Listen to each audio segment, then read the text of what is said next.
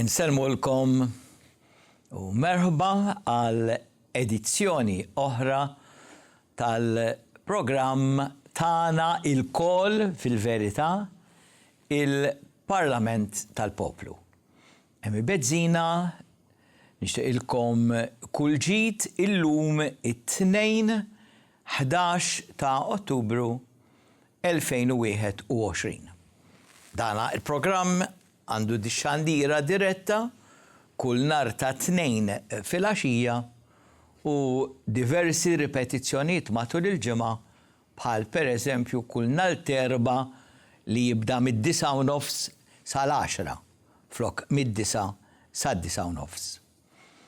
Passoltu id-direttur żagħżugħ li għandi Emerson Vella qed jieħu ħsieb illi dan il-programm jaslilkom qawwi u sħiħ fil-viżwal f'dak li jiġi komunikat lilkom u partikolarment bl-indirizz elettroniku tagħna parlament.smash@gmail.com parlament.smash@gmail.com u nieħdu minn qalbna vera pjaċir għal kontribuzzjonijiet ferm intelligenti, ferm introspettivi li jidħlu fil-qalba tas-suġġett u s-suġġerimenti li qegħdin tibatulna.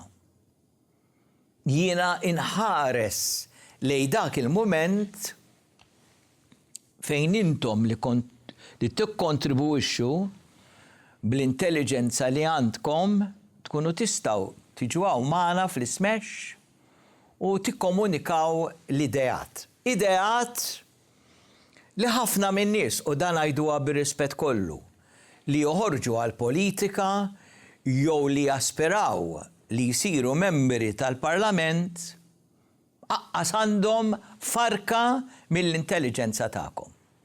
Għaliex l-objettiv ewlieni quddiem għajnejhom dan huwa li għamlu għal-Parlament fejn minn hemmhekk ikunu jistgħu jibdaw jerdaw u jaħtfu u jinguffaw u jintlew b'dak illi aħna iċ-ċittadini ordinarji niddeskrivu bħala korruzzjoni. Korruzzjoni illi għada il-preokkupazzjoni ewlenija flimkien ma tal-ambjent fil-Gżejjer Maltin u Għawċin. Ma l-elettorat.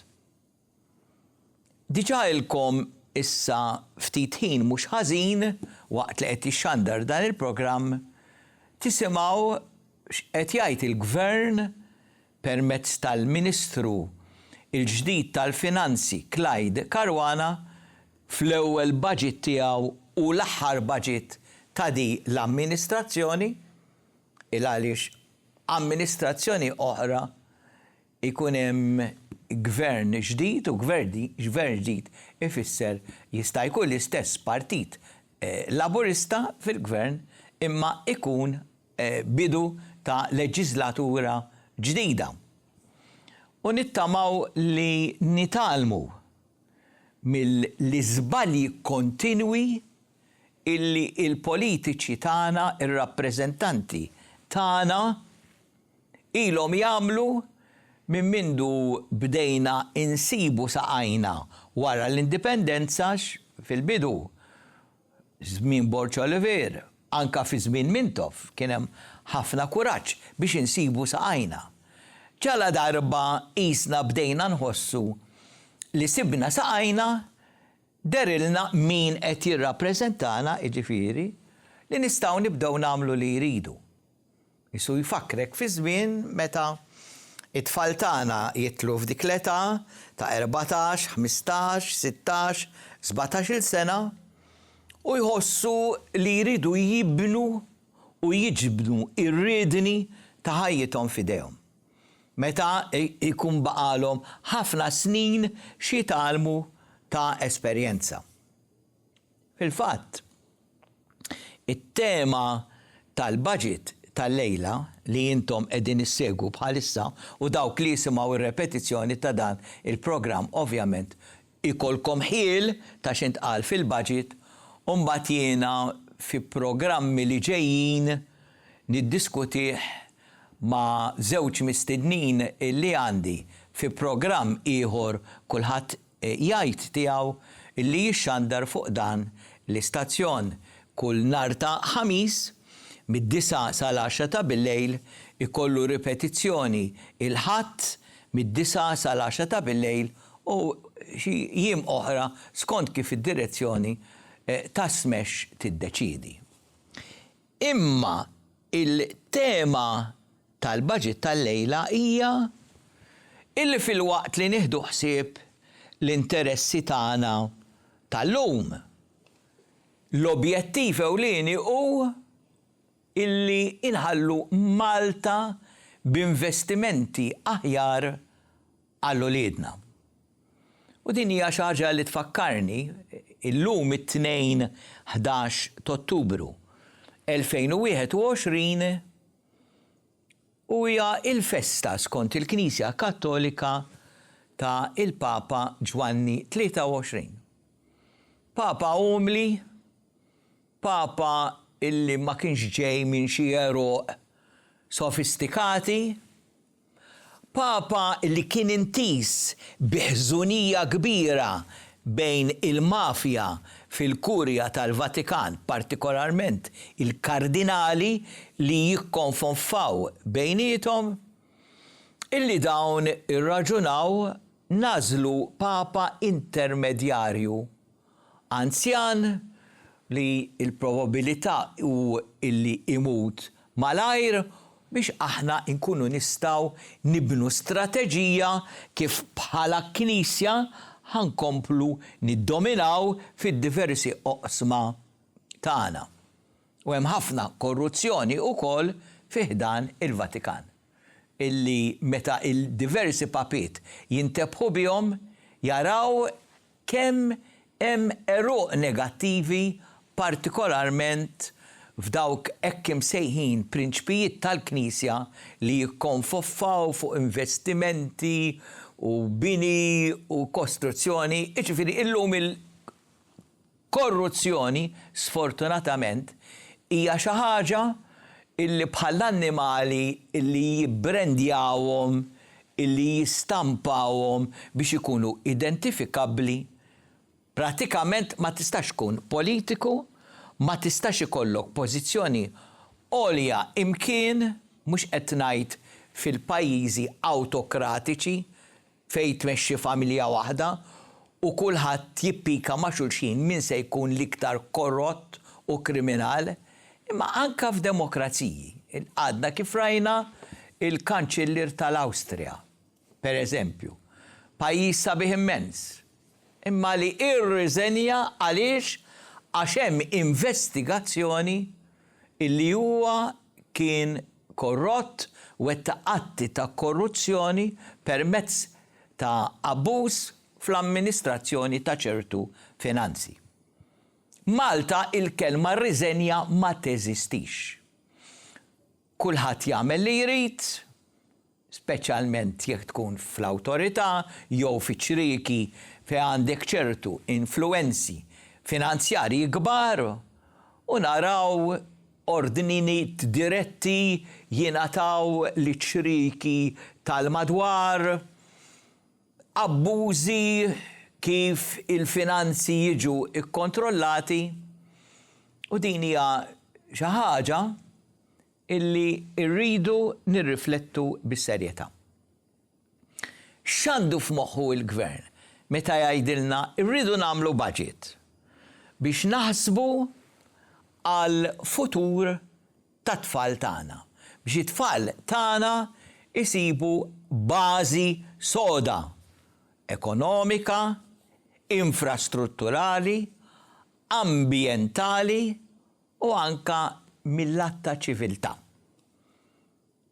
Danu li għandu il-Gvern quddiem għajnejh, għax apparti milli jiżdiedu il-pensjonijiet, apparti milli naħsbu fuq il-problema realistika tal-għoli tal-ħajja, li f'daqqa waħda qed nisimgħu issa illi isa d-dinja reġgħet bdiet tistejqer wara li l-pandemija għalmenu qed jgħidulna tidher illi f'ċertu inħawi f'ċertu lokalitajiet isa ġiet ikkontrollata mhux kullimkien għax il-Brażil pereżempju għadhom kif irreġistraw is-600,000 mewt bil-pandemija. Issa il-Brażil huwa pajjiż li għandu 125 miljun ċittadin. 125 miljun ċittadin. Jiġifieri meta daw jgħidu mitulhom 600,000 huwa ekwivalenti pereżempju għal kważi 500 ruħ li mietu fostna allegatament bil-COVID. Ma ma nitlux dak l-argument. Għaliex ħafna għandhom raġun meta jgħidu u allura kemm mietu bil-kanser, kemm mietu bl-attak tal-qalb, kemm mietu b'din il-marda jew bil-marda l-oħra. Mhux dak il-punt.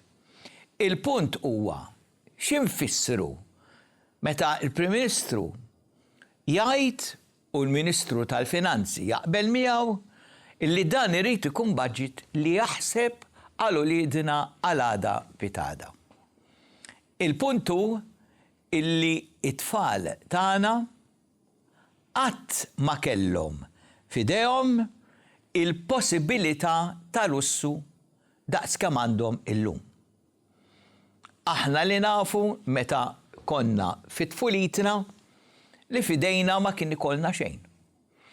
Li sal-inqas ħabba jew solt, jew 3 soldi, jew 6 pence, jew xelin, jew xelin u nofs, jew 2 xelini, jew 2 xelini u nofs. Dak kien il-massimu illi l-familji tagħna kienu jtuna f'idejna biex inkunu nistgħu nonfqu għal ħtiġijiet bażiċi tagħna. Illum uliedna huma armati b'apparati teknoloġiċi li huma sofistikati ħafna, li jiswew ħafna flus u naturalment għandhom l-aċċessibilità għal komunikazzjonijiet kollha possibbli.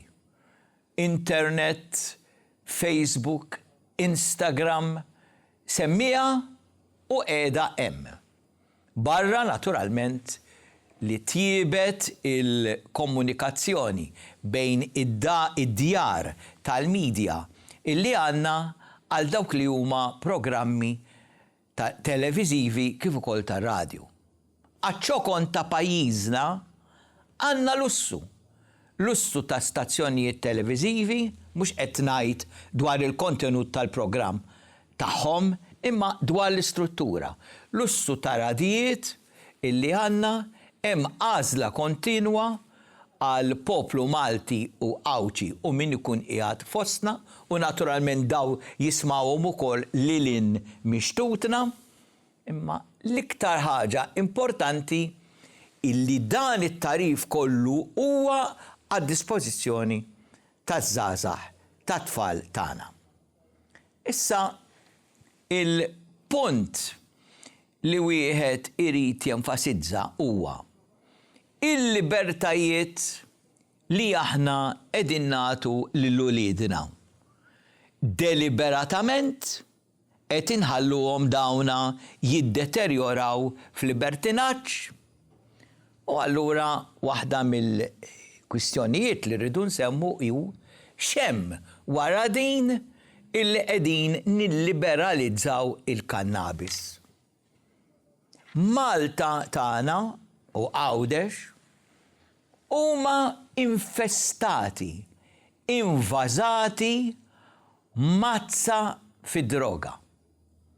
Dawn in-nies li jmexxu drogi u li jaqilgħu il-mijiet ta' eluf mit-traffikar ta' drogi u li huma intelligenti biżżejjed li qabdu nies oħra biex jimexxulhom id-drogi huma pjaga realistika fil-pajjiż. Issa jiena niftakar meta għamilna il-kampanja snin ilu kontra is-sigaretti. Kemm ittri kont nirċievi illi kien hemm ħafna li qalu Alla ħares jinqataw is-sigaretti. Imma min jiftakar il-pjaga illi lastajna immorru naraw film, sura ta' nies, lastajna nitlu f'karozza, lastajna mmorru f'ħanut għax kull fejn tmur issib il-dawn l-intina ta' nies li jpejpu is-sigaretti. X'wieħed jara fis-sigarett, wieħed irid immaġina għax bil-fors tkun stupidu biex tpejjeb u ta' qed ngħidha il-kurat.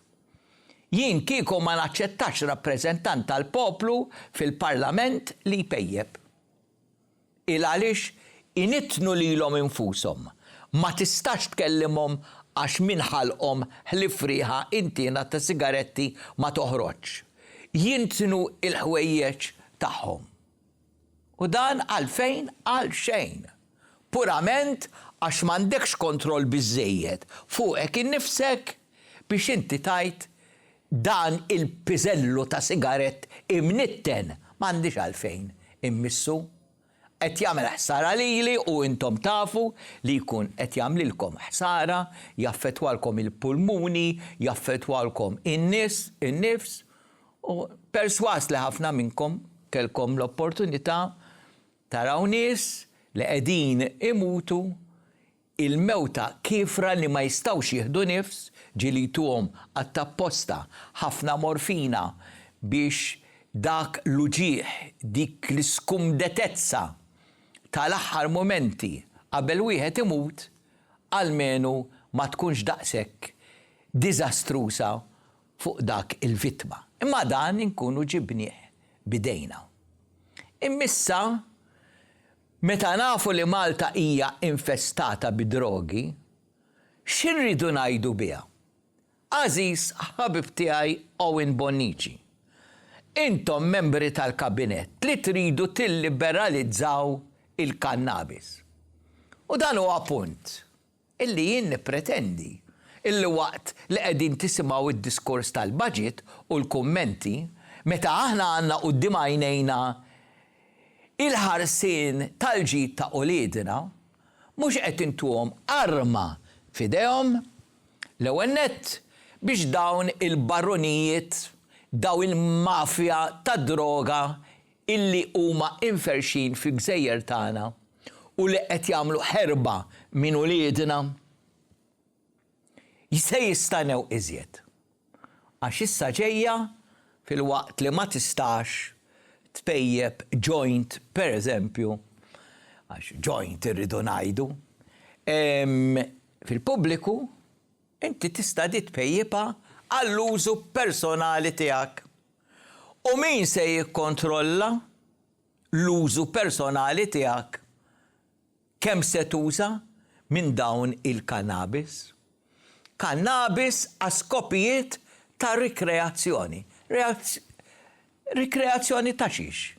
Jiġifieri aħna qed ngħidu liż-żgħar tagħna malli jkollkom xi problema, flok tippruvaw issolvuha, flok timmeditaw u taraw kif nista' nsib soluzzjoni pożittiva għal negattività f'ħajti.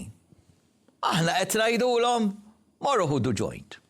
Morru naqdu fi grupp fid-dar privata u hemmhekk għamlu orġja li ssiru kollha iskom balali. Il-bieraħ kombinazzjoni minn post diskret kont qed nosserva wieħed li kien ovvjament iddrogat u ta' qed tarah jitkellem f'nofs it-triq, jiżżegglek, jgħid iċ-ċuċati u l-ħemerijiet. Tajdu li m'għandux dritt jagħmel hekk, jiena affarijiet tiegħu. Imma nserta kien qed jagħmel hekk xi l-11 ta' bil-lejl. Probabbli laqqas jaf biċ-ċuċati u l-ħmerijiet li kien qed jgħid sakemm xi ħadd minn x'imkien qallu buffu muntun. Imbagħad qisu f'ġi tiegħu għax xi ħadd ġablu l-attenzjoni li hu kien ta' bilħaq buffu muntun.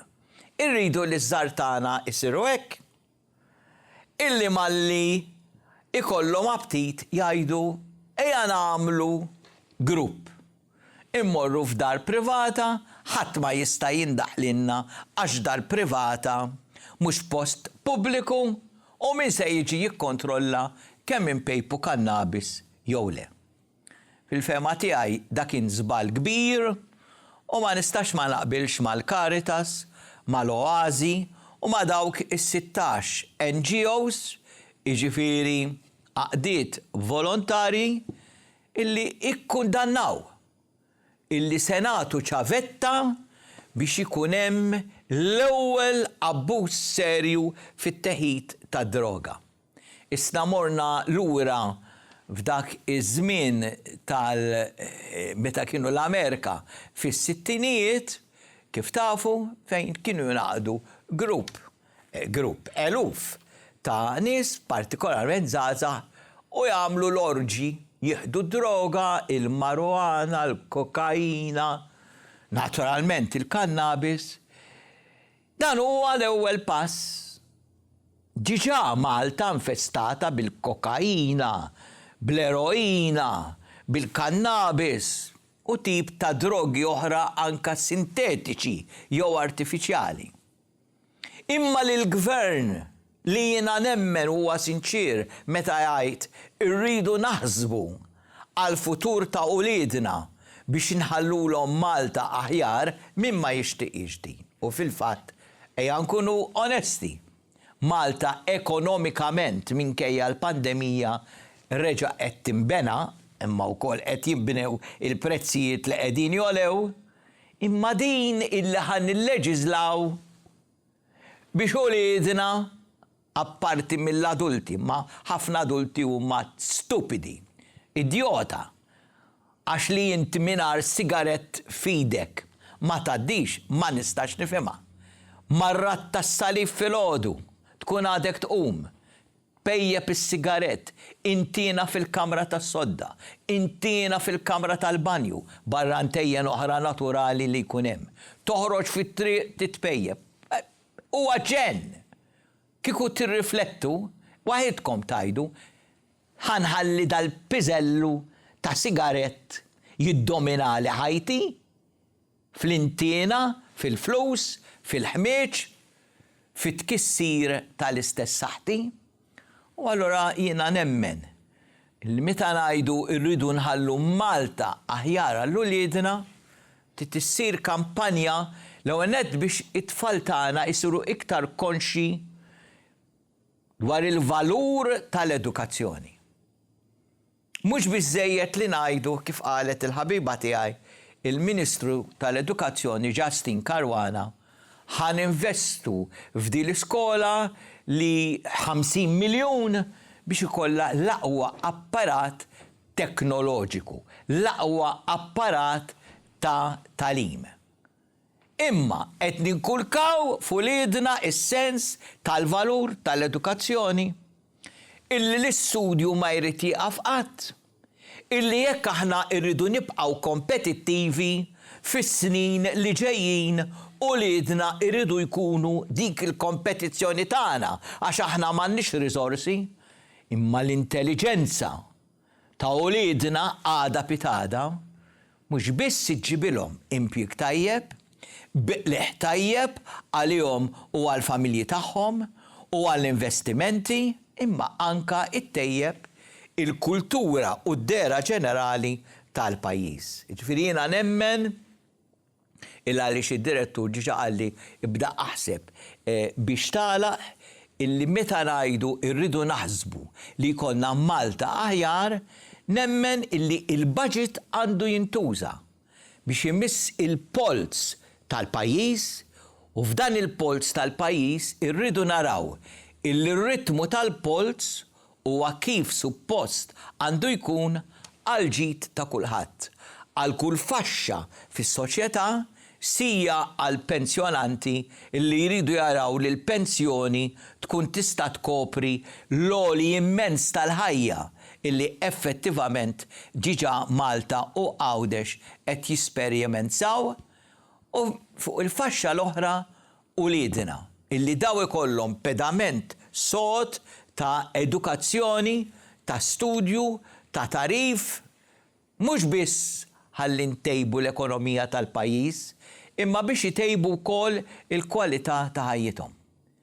Li nagħlmuhom illi x-xorb, l-alkohol, jiġifieri, id-droga, dawn l-imbirkin ta' sigaretti u dak kollu illi effettivament qed jagħmilhom ħsara lil saħħithom.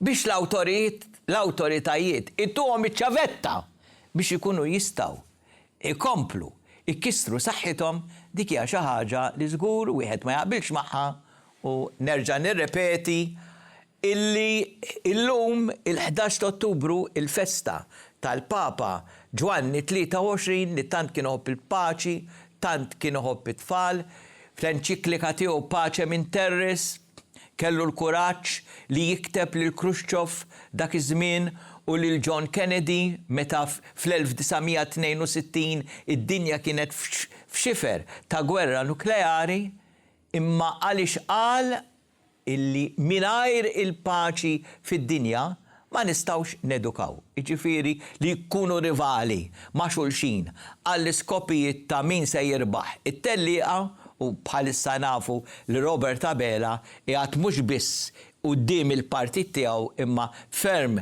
il-bot għal dak li huwa popolarità minn Bernard Gregg. Jiena mhux qed nidħol f'analiżi huma fatti dawn, hekk ukoll nemmnu illi it-tfal tagħna għandhom jingħataw edukazzjoni illi jgħidu isma' jekk jiena mhux se nkun b'saħħti, jekk jiena se nkun marit, jekk jiena se nkun dajjef, jekk jien se jkollha ħafna difetti f'ġismi u se ngħaddihom dawn lill-uliedi jew lill-mara jew lir-raġel tiegħi, mhux se nkun qed nagħmel ġid la lili, la lill-marti jew lir-raġel tiegħi, la lill-uliedi u wisq inqas lill-Malta tagħna. Ejja nżommu din il-perspettiva quddiem għajnejna fl-aħjar interess u għal-ġid ta' kull wieħed u waħda minna.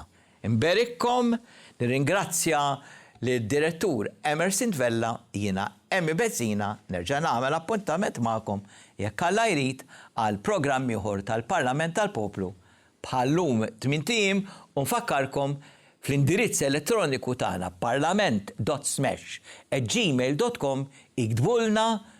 Ħafna minnkom intelligenti biżżejjed illi anka jissuperaw l-idejat tagħna minn għandkom nitalmu biex minn għandkom ukoll nagħlmu lil ħadd ieħor għal ġid tagħna lkoll. Inselmilkom.